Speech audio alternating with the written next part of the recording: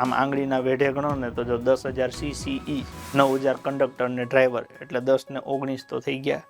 15,000 શિક્ષકોની ભરતી થઈ જાય, 10,000 હજી કોન્સ્ટેબલની થઈ જાય, તો આમ કરીને 40-50,000 તો નજર હામાં છે ને બીજા છૂટક છવાયા બધા અલગ અલગ. પણ પ્રશ્ન એ છે કે આ બધી ભરતીઓ આવશે એમાં તમે શેમાં પાસ થશો? તો તમારી ગણતરી છે કે આમાંથી એકાદામાં ઘૂસી જવું છે? તો એની ચર્ચા આપણે કરીએ છીએ. એક સરસ મજાનો વિડીયો આની પહેલા બનાવેલો છે કે 2 લાખથી વધારે સરકારી નોકરીઓ બહાર પડશે. એ સરકારે જાહેર પાડેલું છે આખું પ્લાનિંગ કે કયા વિભાગમાં કેટલી જગ્યાઓ છે ને એ પ્રમાણે આખું 2,08,000 લોકોને ભરવા એવું સરકારે નિર્ણય લીધેલો છે. સરકારમાં જગ્યાઓ ખાલી જ છે.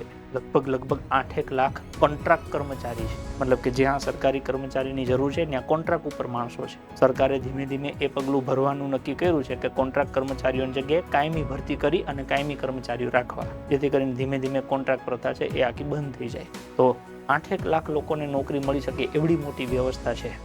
એમાંથી 80,000ની આપણે અપેક્ષા રાખીએ છીએ કે શું ચૂંટણી પહેલા થઈ જશે. હવે માની લો કે સરકાર એનું કામ કરશે. એની પાછળનું એક બીજું કારણ એ પણ છે કે અમદાવાદમાં 2030માં કોમનવેલ્થ ગેમ્સ રમાશે, તો એમાં પણ માણસોની તો જરૂર પડશે જ, કેમ કે વિશ્વના લોકો રમવા આવવાના છે. તો એ બધું આખું તૈયાર કરવું એના માટે માણસોની જરૂર તો પડવાની જ છે ને એ સરકારી કર્મચારીઓ કરશે. એટલે આ એક પણ અગત્યનું ફેક્ટર છે.